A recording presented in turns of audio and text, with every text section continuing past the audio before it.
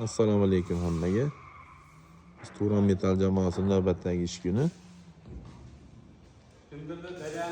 davom etyapti. Mana hozir kat yo'llarimiz bitdi. Buni suv to'ldirib, davleniya berib, mana sinov jarayonidamiz. Xudo xolasa mana suvlarni ulab oldik.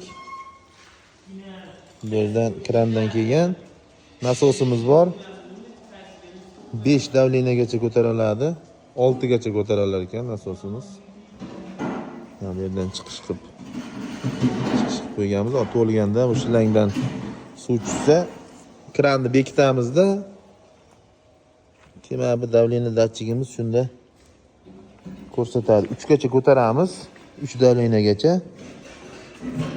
Shunda o'zi teshigi bo'lsa, yani bitlarda. Ungacha bizda dastavkalarimiz bor. Mana dastavchigimiz Farg'ona viloyati O'zbekiston tumani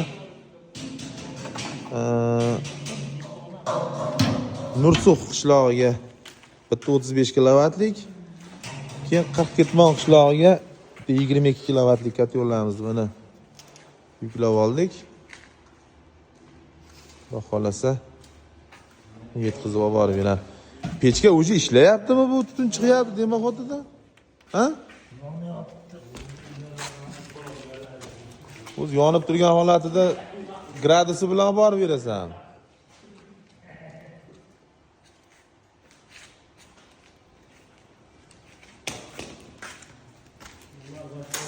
Mana bizni katyorlarimiz, tayyor katyorlarimizdan bor. Bemalol murojaat qilaverasizlar. Nima bo'ldi?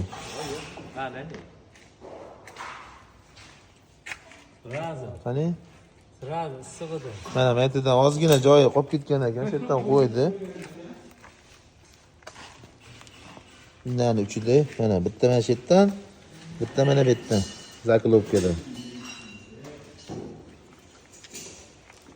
Ichki qismlarigacha ko'rib o'tiladi. Qaytadan qo'ysa qator ko'rib chiqiladi-da. Mana uni ham ko'rish kerak, menimcha bu zaglushkadan bo'lsa kerak. Polni ko'riladi-da. Mana shunday qilib tekshiruvdan o'tadi katyorlar.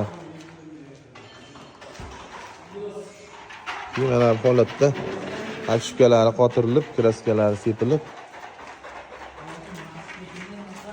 o'z egalariga yetkaziladi.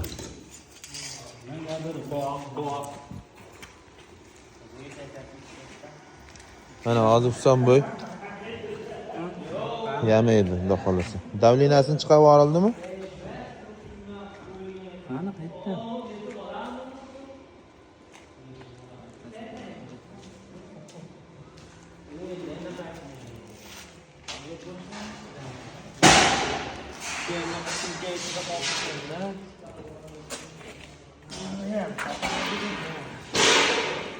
Bu tomonda katyorlarimiz tayyorlanyapti. Hamda mana zagatopkalarimizdan tayyor kesilgan lazerda. Bu ichki qismlari, mana bularni ichki kasetalar. Bir tomoni teshilgan, bunaqa shirib chiqarilgan bo'ladi, bir tomoni xuddi shuni teshigi yo'g'i bo'ladi. Ikkovini bitta qilsa kaseta tayyor bo'ladi. Mana bu oraliqlarga qo'yiladi keyin. Mana shu holatda hamma detaldan bitta olib, hamma svarshiklarimiz o'zini joyiga yopib o'tib yig'ib oladi katyorni. Tayyor bo'lganini o'sha boshida ko'rganlaringdek sinovdan o'tkazib mana bu tomonga taxlanaveradi. Mana bu yerda ham ichki qismlari tayyor bo'lgan. Ustki qismi qoplanyapti. ustki qismi ham mana shu zaglobkalari. Mana pastga hamda shirib chiqarilgan. Shu yerdan svarkalanib, ikkovi qism bir-biriga davleniyada shishib ketmasligi uchun bir-biriga svarka qilib qo'yiladi. Ki davleniyadan o'tgan katyollar mana bu holatda mana bu yerga taklanaveradi. Keyin bu joydan qapoqlari qatirilib, kraska sepilib, keyin apshipga qotirishga o'tiladi. Mana bu 10 kilovatlik katyolimiz ham apshipkalari qotirilyapti.